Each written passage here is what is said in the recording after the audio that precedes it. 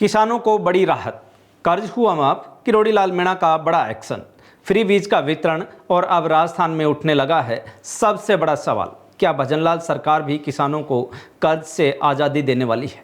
क्या राजस्थान में भी तमिलनाडु जैसा बड़ा फैसला हो सकता है या फिर राजस्थान में ऐसा होना असंभव है?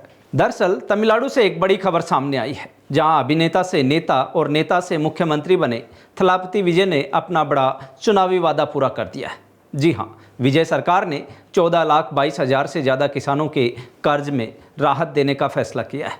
सरकार ने बताया कि करीब 16,92,000 किसानों ने कृषि लोन लिया था, उनमें से 14.22 लाख किसानों को राहत दी गई है। इसके लिए एक ग्रेडेड सिस्टम बनाया गया है। 50,000 तक के कर्ज पर पूरी राहत और उसके बाद चरणबद्ध तरीके से राहत देने का मॉडल तैयार किया गया है। लेकिन कहानी यहीं ख़त्म नहीं होती। कर्ज माफ़ी के बाद भी किसानों का गुस्सा फूट पड़ा। आखिर क्यों? क्योंकि किसानों का कहना है कि चुनावी वादे में 5 एकड़ तक ज़मीन वाले किसानों का पूरा कर्ज माफ़ करने की बात कही गई थी, लेकिन बाद में 50,000 की सीमा तय कर दी गई। यानी कुछ किसानों को लगा कि वादा पूरा हुआ है, लेकिन पूरा नहीं हुआ।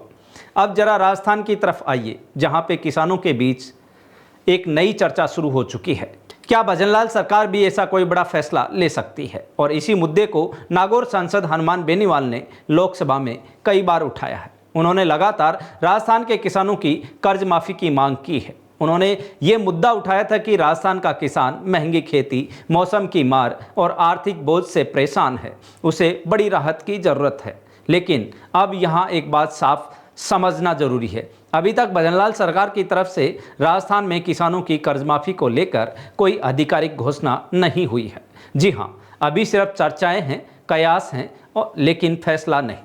हालांकि सरकार किसानों के लिए दूसरे मोर्चों पर लगातार काम करती दिखाई दे रही है। राजस्थान में 1,75,000 किसानों को मुफ्त मूंग बीज किट देने की तैयारी है।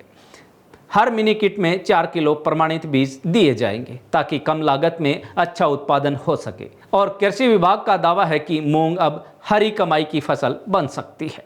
और सिर्फ इतना ही नहीं, तारबंदी योजना, कृषि उपकरणों पर सब्सिडी, खेतों में ड्रोन तकनीक, महिलाओं को कृषि से जोड़ने का प्रयास, यानी सरकार कई मोर्चों पर काम कर रही है। लेकिन सबसे बड़ा एक्शन देखने को मिला कृषि मंत्री किरोड़ी लाल मीणा की तरफ से। किरोड़ी लाल मीणा ने खुद छापा मारकर मूंगफली के नकली बीज और फंगस वाले बीजों का खुलासा किया है। जयपुर के चोमू इलाके में अचानक हुई कार्रवाई के बाद हड़कंप मच गया।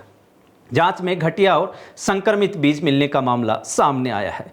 मंत्री ने साफ कहा है, ये जनता और किसानों के साथ बड़ा धोखा है, और कहा कि ऐसे लोगों को छोड़ा नहीं जाएगा।